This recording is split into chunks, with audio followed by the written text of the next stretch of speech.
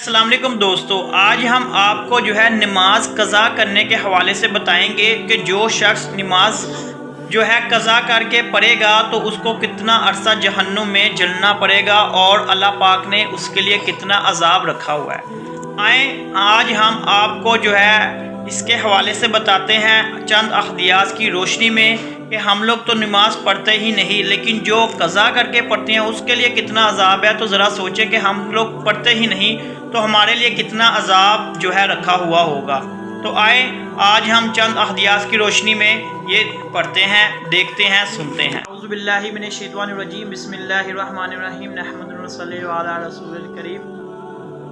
حضور اکرم صلی اللہ علیہ وآلہ وسلم سے نقل کیا گیا ہے کہ جو شخص نماز کو قضا کر دے اور بعد میں پڑھ بھی لے پھر بھی اپنے وقت پر نہ پڑھنے کی وجہ سے ایک خود جہنم میں جلے گا۔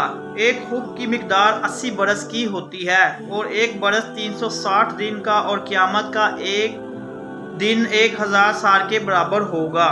ایک خود کی مقدار 2 کروڑ 88 لاکھ برس ہوتی ہے۔ خود کے معنی لغت میں بہت زیادہ زمانے کے ہیں، اکثر احادیث میں اس کی مقدار یہی آئی ہے جو اوپر گزر چکی ہے۔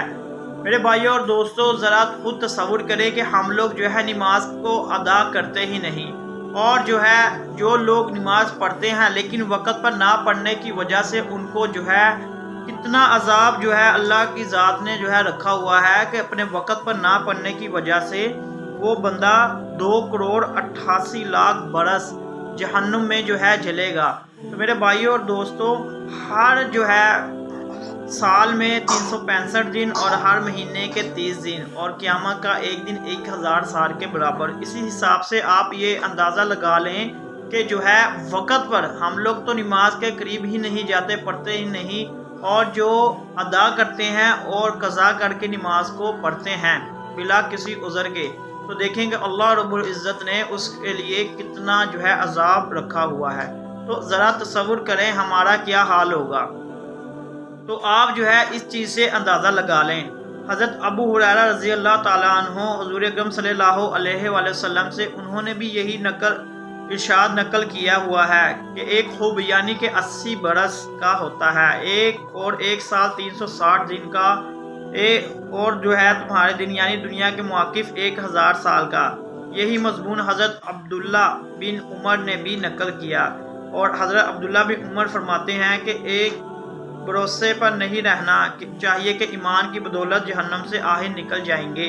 اتنے سال یعنی 2 کروڑ 88 لاکھ برس جلنے کے بعد نکلنا ہوگا، وہ بھی جب وجہ زیادہ پڑے گا رہنے کی نہ ہو۔ اس کے علاوہ اور بھی کچھ مقدار اس سے بھی کم زیادہ حدیث میں آئی ہیں، مگر اول تو اوپر والی مقدار کئی حدیثوں میں آئی ہے۔ اس لیے مقدم اور دوسرے بھی یہ ممکن ہے کہ چند آدمیوں کی حالت اعتبار سے کمی پیشی ہو سکتی ہے۔ بس میرے بھائیوں دوستو، یہ احادیث پڑھنے کا مقصد صرف اور صرف یہی ہے کہ ہم لوگوں کو نماز کی پابندی کرنی چاہیے اور وقت پر نماز کو ادا کرنا چاہیے، تاکہ ہم لوگ اس سے عذاب سے بچ سکیں۔